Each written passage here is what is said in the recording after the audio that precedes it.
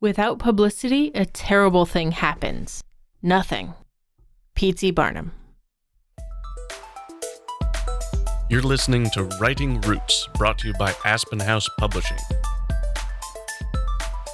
Welcome to Writing Roots. I'm Lee Hull. And I'm Lee Esses. If you've been listening to the podcast for any particular length of time, then you might be familiar with the fact that Lee and I met in the newsroom.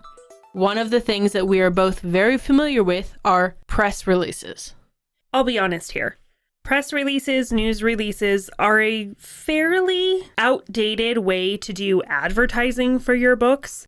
However, there are some reasons to still do one, so long as you do it correctly. A lot of the suggestions we have today will come from Tucker Max at Scribe Media. He is the co-founder and a New York Times bestselling author. A lot of his suggestions refer more to nonfiction books, and that's where news releases are more effective. Why would an author want to put a press release together?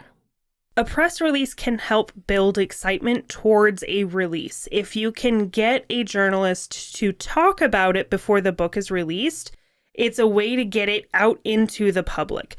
So having press releases, doing press releases, is one facet of a multifaceted marketing scheme. If you listened to our episode about the ADA funnel earlier this month, this is the building awareness. People who don't know you or don't know your book exists, getting them familiar with the fact that this book will exist. From a journalist perspective, good press releases did half of my job for me. It had all of the relevant information written in a way that I could almost just copy-paste the press release itself.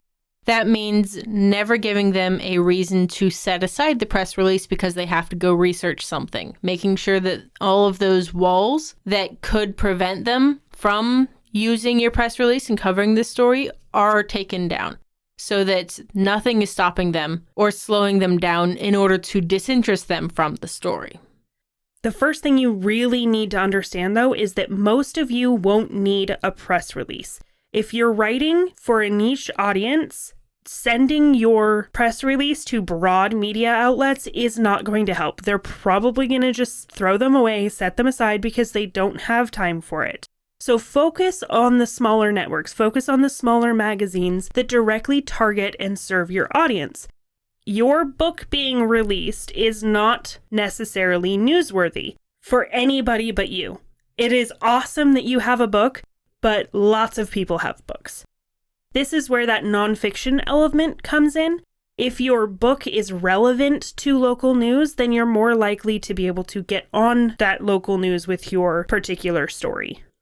I remember within a couple of years after a natural disaster that occurred in our area, it was a wildfire that nearly burned down the town.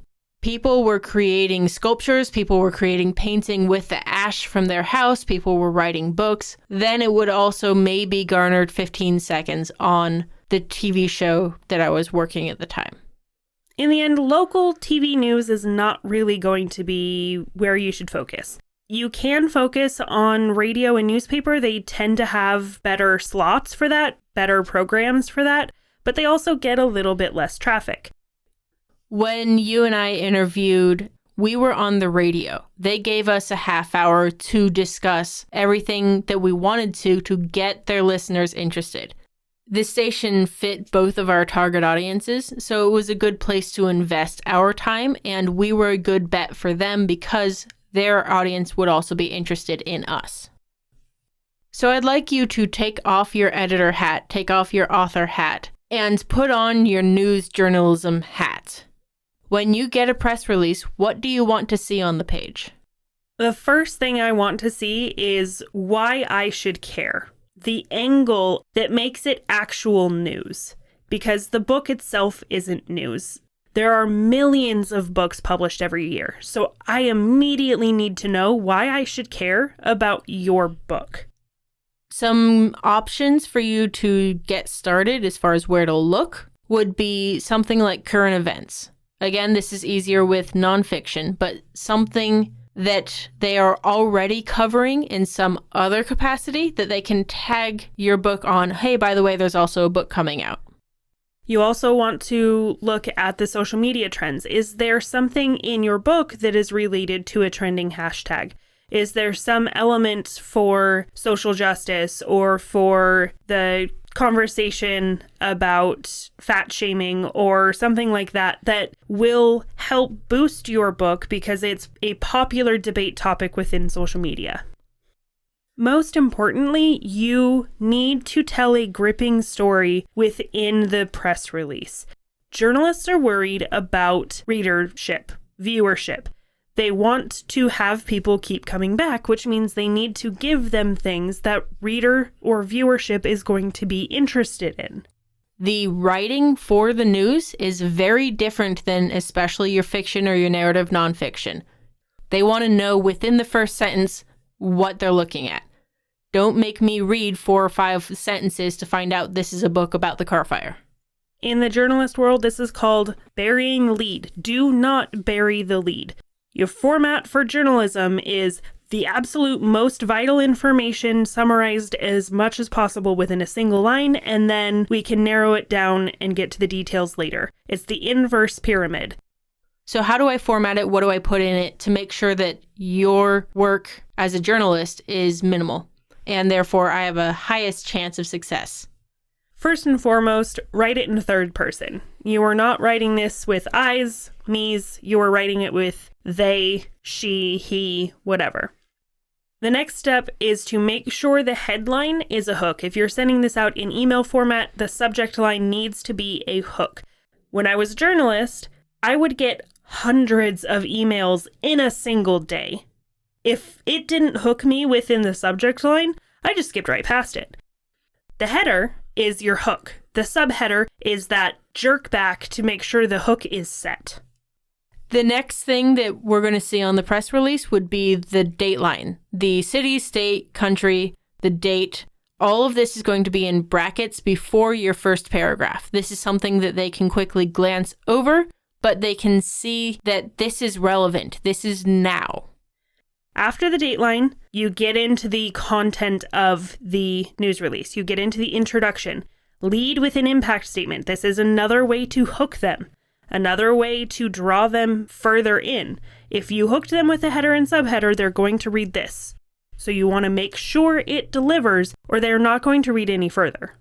Journalists are experts at detecting manipulation within text. So make sure that your introduction and any information is there to inform the person reading the press release and not to persuade them. You don't want to be promoting your stuff.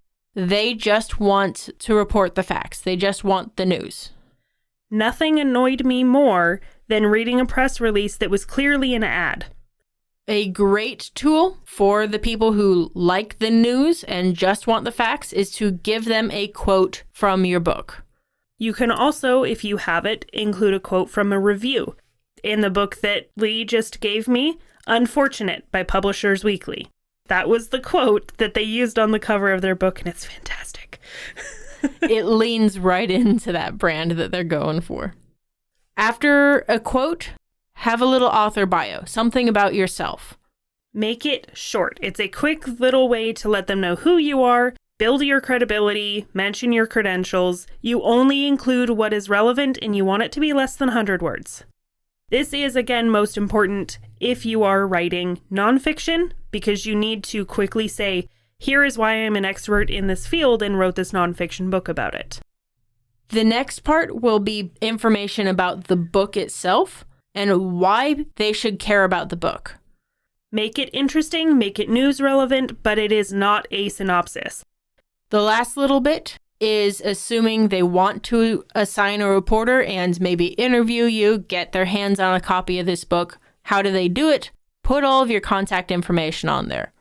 When we talked about designing your website, we also had a mention of making sure all of your press release information is near the book so they can quickly find anything you're looking for. Your email address, of course, make sure you check your email. And finally, your phone number and your social media handles. Make sure the social media handles that you give them are active. and you end the press release with a call to action. What do you want the journalist to do? Do you want the journalist to call you for an interview? Do you want them to just announce the story? This is also where you put if you're having a book launch party that's open to the public and when the book is released, that kind of thing. This is information that they're going to want to know if they're putting this story out there. If you have any questions about how to do press releases, find examples.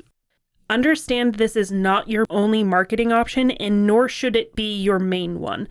It is probably one of the least effective things other than just spamming out random Facebook ads. You're going to see a lot of people tell you need to do this, and that's why we wanted to cover it this season. But before you waste everyone's time in reaching out, make sure it's relevant and it's worth it. Make sure you're going to the places that their target audiences would be interested in your story. Make it newsworthy. Don't fake newsworthiness, because then you're just going to disappoint everybody. But if you have an element of your book that is newsworthy, then that's when you can pursue it. Again, just releasing a book is not newsworthy in and of itself.